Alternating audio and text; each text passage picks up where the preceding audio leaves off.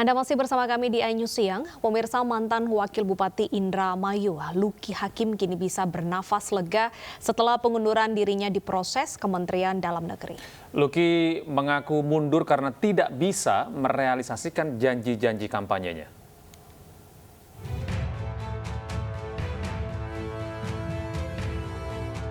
Pengunduran diri Wakil Bupati Indramayu Luki Hakim tengah diproses Kementerian Dalam Negeri. Hal ini membuat kader Gerindra ini merasa lega. Kini Luki tengah menunggu keluarnya surat keputusan dari Kemendagri. Sebelumnya Gubernur Jawa Barat Ridwan Kamil sempat menjumpai Luki Hakim untuk memberikan solusi terkait permasalahan yang ada. Namun setelah berdialog dengan Luki Hakim, akhirnya Ridwan Kamil merestui pengunduran Wakil Bupati Indramayu ini. Luki Hakim mengundurkan diri dari Wakil Bupati Indramayu karena merasa gagal dalam memimpin Kabupaten Indramayu dan belum bisa merealisasikan janji-janji kampanyenya. Dalam kampanyenya, Luki menjanjikan perbaikan jalan, kenaikan tunjangan guru honorer, beasiswa untuk 100 murid, dan ambulans gratis. Meskipun merasa gagal mengemban amanah, Luki mengaku mendapatkan gaji 50 juta per bulan dan tunjangan makan sebesar 100 juta per bulan. Ya, ini bakalan jadi buruk buat saya tahu mungkin saya akan dianggap cengeng atau lemah atau apa, tapi bagi saya nggak apa-apa, justru seharusnya pejabat itu menangis malu kalau misalnya pejabat itu nggak bekerja dengan benar. Kalau kita dibayar oleh uang rakyat itu amanah dunia akhirat. Rakyat itu cari uang itu susah loh.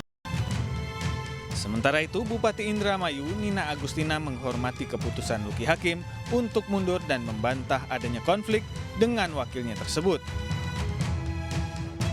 Mungkin haknya beliau saat ini, Mas Luki ingin mengundurkan diri, ya kita hormatin, kita hargain apa keinginan dari Mas Luki Hakim. Sikap berani Luki Hakim sepatutnya dicontoh pejabat lain agar tidak malu mengundurkan diri jika tidak mampu mengemban amanah dan merealisasikan janji-janjinya. Tim Liputan iNews melaporkan. Ya pemirsa, Luki Hakim mengaku ada disharmoni dengan Bupati Indramayu Nina Agustina. Ia merasa tidak diberikan tugas apapun oleh sang bupati. Hal ini disampaikan mantan Wakil Bupati Indramayu Luki Hakim kepada rekan Prabu Revolusi berikut ini. Tulis di jabatannya Luki Hakim sebagai Wakil Bupati atau apa nih bagusnya Kang Luki? Calon mantan wakil bupati. Nah, kan gitu. Karena SK-nya belum turun. Wakil Bupati. Calon mantan wakil bupati. Calon mantan wakil bupati. Emang SK-nya menjadi belum turun? SK-nya kalau menurut perkiraan saya mungkin minggu depan kayaknya sudah bisa keluar. Minggu depan atau 2 Baru minggu keluar. lah. Ya, karena dari DPRD Indramayu sudah setuju, sudah diparipurnakan. Pak Gubernur bilang sudah oke dan akan memproses, maka kan tinggal tunggu secara legalitas saja. Jadi ini artinya udah bulat nih akan terjadi yang namanya Luki Hakim itu mengundurkan diri. Sudah bulat. Ini kan bukan keputusan dadakan atau mut-mutan, bukan. Tapi ini ada hasil dari proses panjang sekitar 1 tahun dan akhirnya memang diputuskan karena 1 tahun bagi saya adalah satu kenikmatan luar biasa mendapatkan gaji buta tentunya ya. Bayangin lah. Sekarang Mas Prabu, tentu kita bekerja di sini ada salary yang kita terima kan, kerja kan? Kerja. Tapi enak juga kalau misalnya tidur dibayar mau kan. Tapi yang membayar kan biasanya perusahaan mewah ini. Gak masalah dong. Gak masalah lah kan gitu loh. Tapi ketika yang bayar adalah masyarakat, rakyat, apalagi khususnya bicara Indramayu, yang mana di sana masyarakat banyak sekali orang miskin di Indramayu. Tingkat kemiskinannya sangat tinggi. Bahkan tingkat lama belajar sekolahnya pun di sana tuh nggak lebih dari 13 tahun. Artinya masyarakat yang menengah ke bawah, pekerja keras. Saya nggak bisa lama-lama diam. Jadi proses panjang selama 1 tahun ini, ya memang pergolakan hati nurani akhirnya bahwa saya diam atau mundur atau apa, sampai akhirnya saya rasa yang terbaik adalah mengundurkan diri supaya mungkin buruk buat saya, tapi ini yang terbaik untuk rakyat. Ada disharmoni di internal pasangan kami ini, disharmoni, dan ini bisa dibuktikan oleh data ya. Ada rapat interpelasi yang mana itu menyatakan disharmoni antara bupati dan wakil bupati. Siapa yang menentukan itu, siapa yang merasakan itu? Masyarakat melihat bahwa kok wakilnya tidak pernah dilibatkan, kok wakilnya tidak pernah diajak, kok wakilnya tidak pernah disuruh mewakili atau bekerja, kok wakilnya tidak dipasang gambarnya di seluruh Indramayu, dicopot semua.